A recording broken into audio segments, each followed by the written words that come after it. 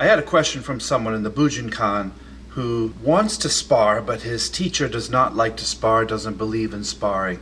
This is very common in the Koryu, the old style martial arts.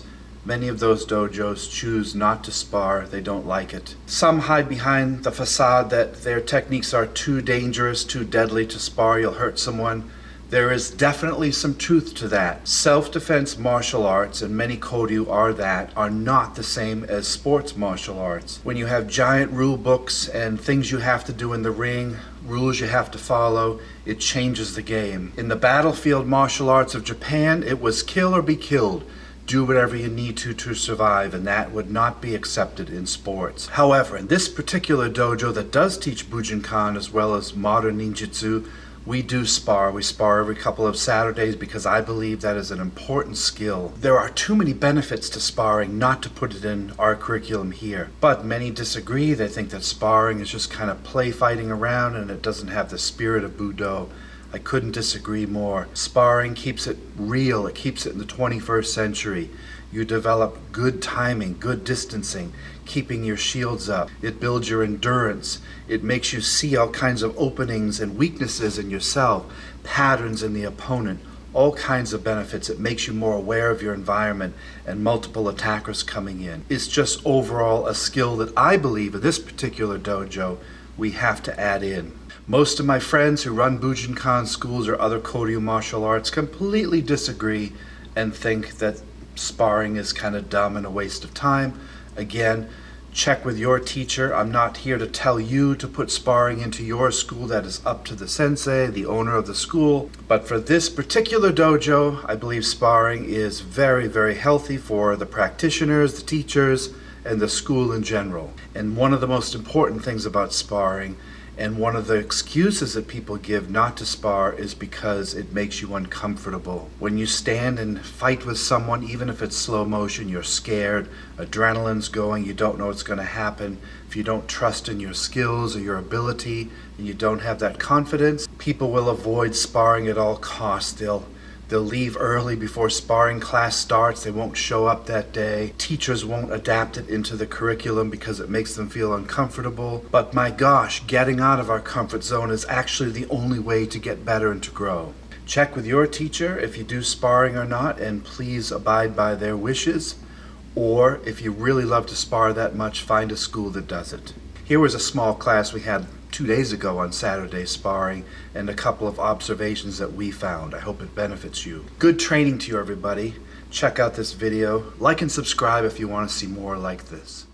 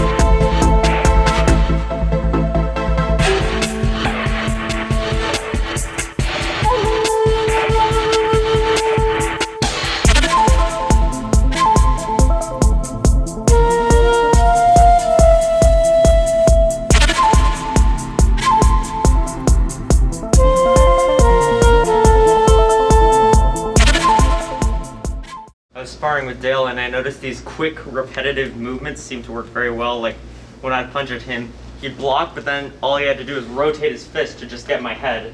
So it'd go straight from there to there, and I wouldn't have time to bring back my shields.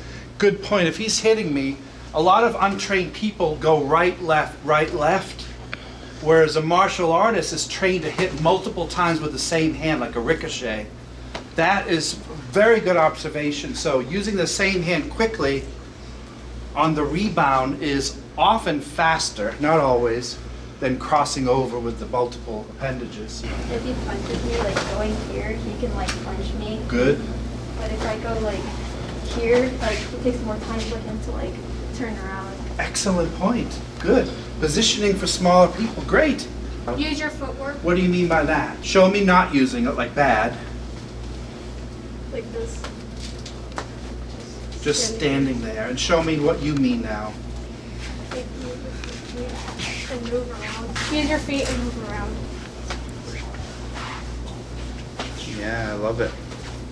Now, when you're doing that, Carly, at some point counter strike, and don't forget to retract.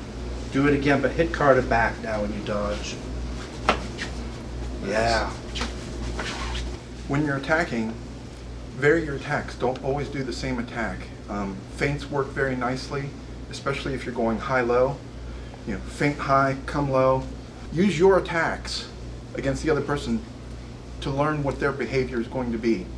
That way you can anticipate and you can start playing a little bit of mental chess and try to set them up, you know, set a trap for them at that point. Are you almost feeling what they're doing? Yes, sir.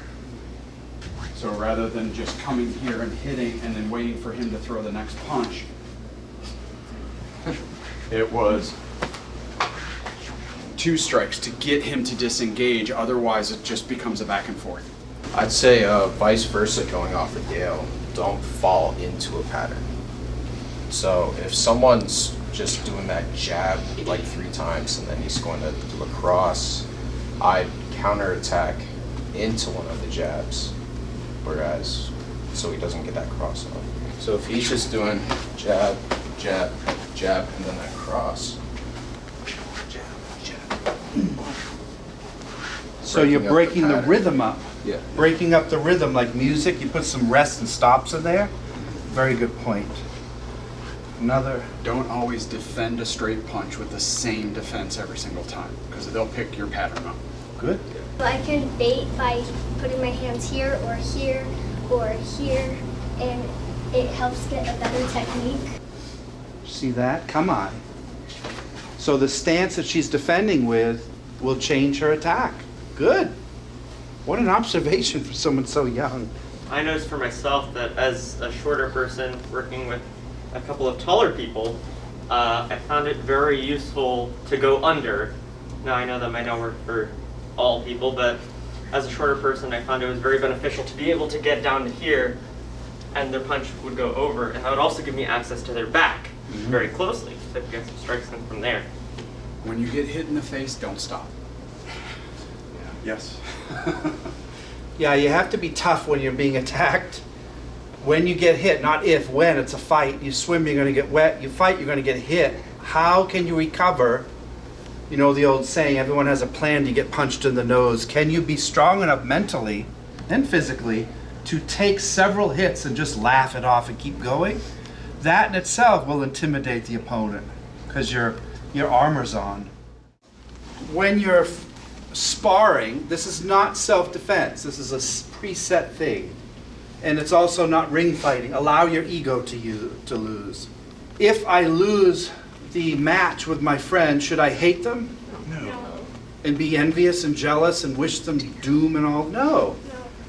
You want your ego to lose because that's how you get mentally tough, is you lose and then you could get better. You write down, you find out your weaknesses and you improve. Use timing rather than speed. The first thing to go is your adrenaline is going to fly through you and you're going to get really winded. Good fighters know you're going to get winded very fast. So rather than give off all these hits and give all your energy, use timing and distancing to give you more time to breathe. Distancing to recover. Match their speed. If Carter's coming slow, I go slow. He's hitting here, I move in slow, but not too quick. Okay? Again, if you're in a sports situation, in a ring, boxing ring, and you're going for a trophy, go all out.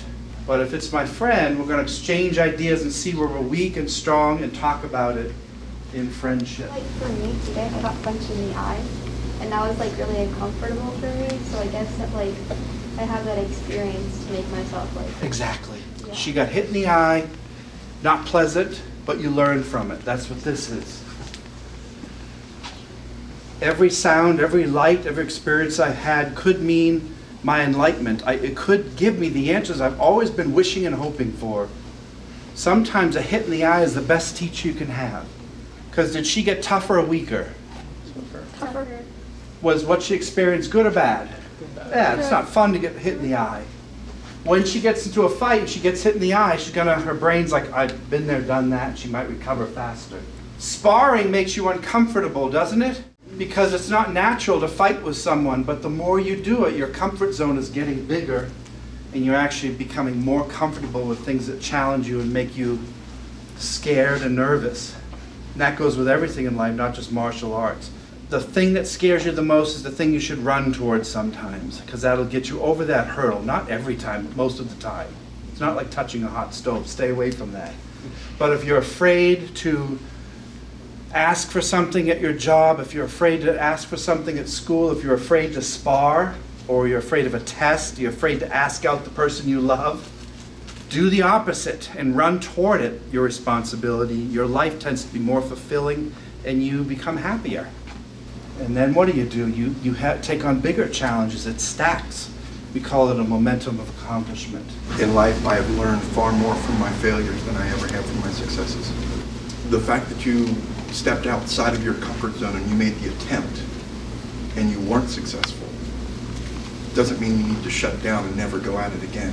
You take what you've learned from that and you apply it again and you keep going until you do succeed. And that way you've learned far more than if you went in and you were successful the first time. Who knows, maybe you were good, who knows, maybe you were lucky. But you didn't learn as much from that success as you did from failing and having to learn to overcome those obstacles.